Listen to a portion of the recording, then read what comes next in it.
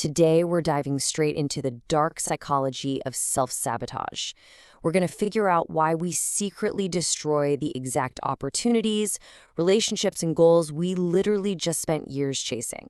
Think about it. You get that big break, and suddenly, boom, you're procrastinating. Or you meet someone amazing, and out of nowhere, you find a way to push them away. Why on earth does our own brain do this to us? Let's figure it out together. So, what if the biggest thing standing between you and the exact life you want isn't failure at all? It's not bad luck, it's not your boss or the economy or whatever circumstances you're dealing with. What if the invisible enemy here is, well, you? The source material we're unpacking in this explainer suggests something completely wild. Sometimes your mind actually decides to hit the brakes the precise moment you start making real progress. And the crazy thing, it isn't just laziness. Believe it or not, your brain doesn't actually care about making you successful. It cares about keeping you comfortable, keeping things familiar. It's pretty staggering to think about, right? Your own biology is basically prioritizing comfort over your ultimate happiness.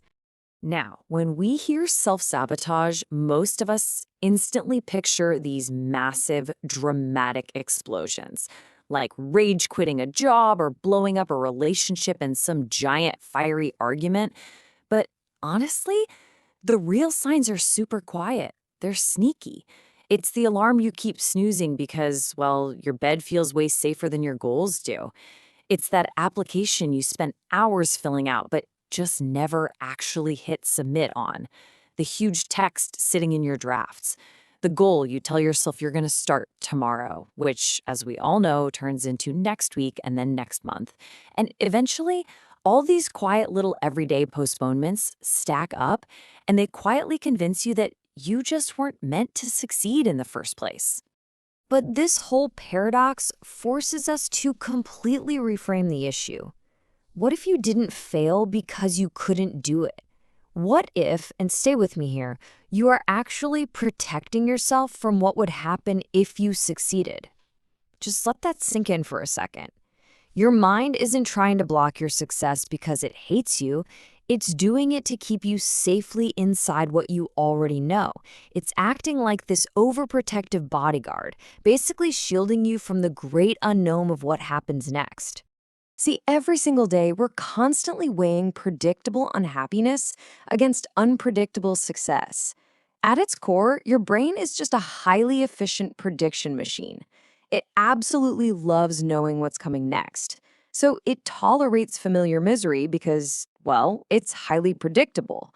You know exactly how disappointment feels, right? You know the exact rules of a bad routine. You've played that game a million times.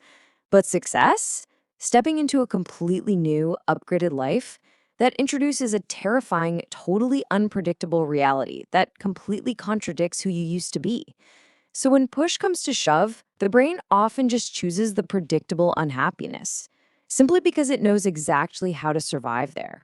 There's this great saying, familiarity doesn't require courage, change does. And that hits the nail right on the head. The comfort zone isn't necessarily comfortable. You can be absolutely miserable inside it, but you stay because stepping out is just plain terrifying. So when a real, genuine opportunity finally shows up, fear puts on the mask of logic. And guys, it is so convincing. It sounds totally reasonable. It says things like, maybe I'm just not ready yet, or I should probably wait until next year when things calm down. But make no mistake, that is just fear talking. It's whispering whatever it takes to get you to avoid the courage that actual change requires. This brings us to a really crucial point. We aren't just dealing with a fear of failure here. We are actively dealing with a fear of success. The fear of success is basically the avoidance of achievement just to escape the consequences that come with it. Think about what actually happens when you win. Achieving your dreams means you suddenly get way more responsibility, much higher expectations, and a whole lot more attention from other people. Suddenly, you're the one making the big decisions. And honestly, the scariest part, you can no longer hide behind your old excuses. success completely strips away your hiding spots. It leaves you totally exposed to the pressure of having to actually maintain that success. Let's look at a super common example of this, an aspiring creator. This person has a massive dream of making content, right? So what do? They spent 6 months researching the absolute best cameras. They watched literally hundreds of tutorials on lighting, and they endlessly tweak their channel logo. They prepare forever, but they never actually hit publish. Why? Because planning feels completely safe. When you're just in the planning phase, you're still full of this limitless potential. But actually publishing, that invites measurable judgment.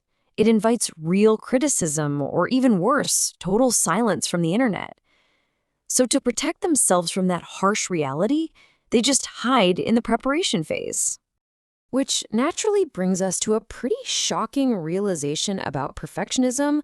A lot of the time, perfectionism is just fear disguised as high standards. You tell yourself, oh, I just want it to be perfect, so you do one more edit, one more revision, you buy one more course. But perfectionism is an impossible standard, designed specifically to be an escape hatch. Think about it. If perfect is the absolute baseline requirement, then anything less is a failure. And if you never actually finish the project because it's not perfect yet, well, then you can never be judged. And therefore, you can never officially fail. It is literally the ultimate self-sabotaging magic trick. All of this really just boils down to a brutal internal battle. It's your present self who wants instant comfort, fighting against your future self who wants long-term freedom. Have you ever wondered why just 5 minutes of scrolling on your phone can completely derail 5 solid hours of ambition? It's because your brain experiences the present moment directly. The future? That's just some abstract concept. The brain heavily favors direct, right-now rewards, like the instant dopamine hit from social media or eating a donut, over a potentially better life that might show up, 3 years from now. It's a constant daily negotiation, and let me tell you, the present self plays very dirty. And this exact negotiation often traps us in what psychologists call the self-fulfilling prophecy. This is a remarkably dangerous loop to get stuck in. Imagine someone who deeply, truly believes that everyone will eventually leave them. They carry this wound into a brand new relationship, and that deep belief just makes them incredibly anxious. So what do? They constantly seek reassurance. They test their partner. They pick fights over absolutely nothing just to see if the person will stay. And eventually, the sheer exhaustion of all that drama ruins a relationship and the partner leaves. They then look at the wreckage and say, "Ha! I knew it. Everyone leaves." They literally proved their own worst fear correct through their own defensive behavior. Okay, this brings us to what is probably the darkest psychological truth in this entire explainer. Failure can protect your identity. Wait, what? Let me explain. If you never really try and then you fail, your fragile ego stays perfectly safe. You can easily just brush it off and tell yourself, well, I wasn't even really trying anyway. I totally could have crushed it if I really wanted to. Giving incomplete effort protects you from the absolute most terrifying discovery of all, the realization that your hardest, absolute best try might not actually be enough. Because ultimately, untouched potential just feels so much safer than actual proof. If you never truly go all in, you get to keep this comforting, pristine illusion of their own potential completely intact. It acts like a psychological shield against the harshness of reality. It keeps you in this warm, cozy little bubble where you are indefinitely brilliant, but entirely unproven. And this right here creates what's known as the identity trap. Let's actually walk through how this loop works step by step because it's fascinating. Step 1 is belief. You tell yourself a story, something like, you know what, I'm just a lazy person. Well, that internal narrative naturally leads to step 2, behavior. You act lazy. Maybe you sit on the couch binge watching shows instead of going to the gym, which then provides step 3 evidence. Your brain literally sees you sitting on the couch and goes, see, it's true, we are lazy, which firmly locks in step 4, identity. Every single habit you repeat tells your brain who you are, creating this continuous self-sabotaging loop that is incredibly tough to break out of. So how do we actually get out of this trap? Well, we pivot. You have to stop asking yourself, what is wrong with me? And instead ask, what am I protecting myself from? You really need to put on your detective hat and investigate the underlying fear that's driving your behavior. Are you desperately afraid of rejection? Are you terrified of judgment? Or maybe you're avoiding that heavy responsibility that comes with finally hitting your goals. The self-sabotaging behavior itself isn't actually the problem. It's just a clumsy, outdated protection mechanism trying to keep you safe from those deeper fears. Once you finally identify that fear, here is the actionable advice you need to break the pattern. You must act differently before you feel differently. And the secret? You do that through tiny, almost impossibly small actions. We're talking about exercising for just 10 minutes instead of planning some intense 2-hour workout that you're never actually going to do. Publishing one imperfect, messy video. Studying for literally just 20 minutes.